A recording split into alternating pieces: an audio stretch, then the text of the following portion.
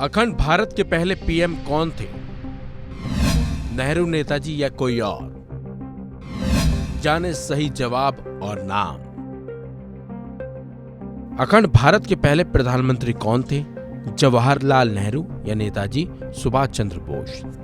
Social media पर अक्सर इसे लेकर बहस भी होती रहती है कि अखंड भारत के पहले प्रधानमंत्री कौन थे, नेहरू, नेताजी या कोई और।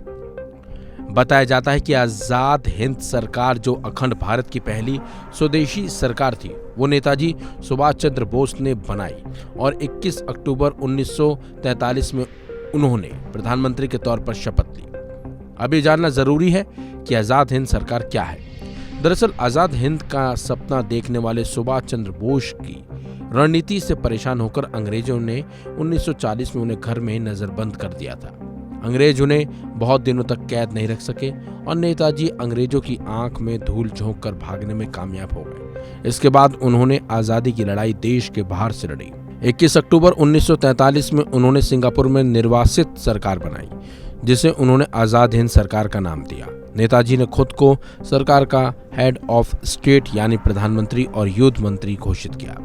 इस सरकार की अपनी फौज यानी आजाद हिंद फौज थी। करेंसी, कोर्ट, सिविल कोर्ट और राष्ट्रगान भी था।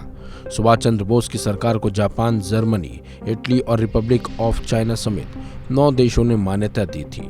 इस तरह की सरकारों को गवर्नमेंट इन एक्साइल कहा जाता है।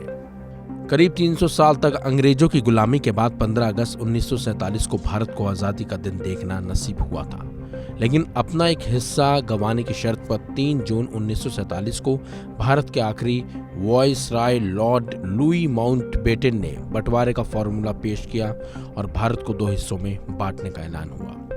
भारत के बंटवारे की इस घटना को 3 जून योजना या माउंटबेटन योजना के तौर पर जाना जाता है। मतलब अखंड भारत के बंटवारे का ऐलान 3 जून 1947 में हुआ, जबकि भारत में अंतरिम सरकार 2 सितंबर 1946 से ही काम कर रही थी।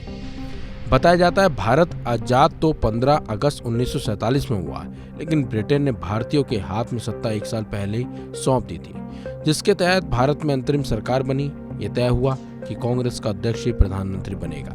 6 जुलाई 1946 को जवाहरलाल नेहरू कांग्रेस के अध्यक्ष चुन लिए गए और ये चौथी बार था जब नेहरू कांग्रेस के अध्यक्ष चुने गए थे।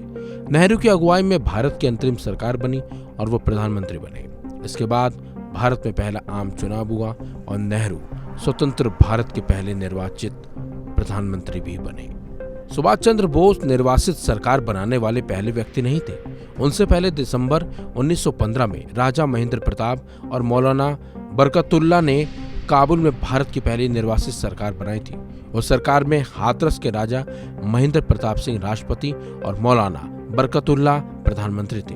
उनकी सरकार को हुकूमत-ए मुख्तार हिंद कहा जाता था। इस तरह भारत की पहली निर्वासित सरकार के प्रधानमंत्री मौलाना बरकतुल्लाह थे।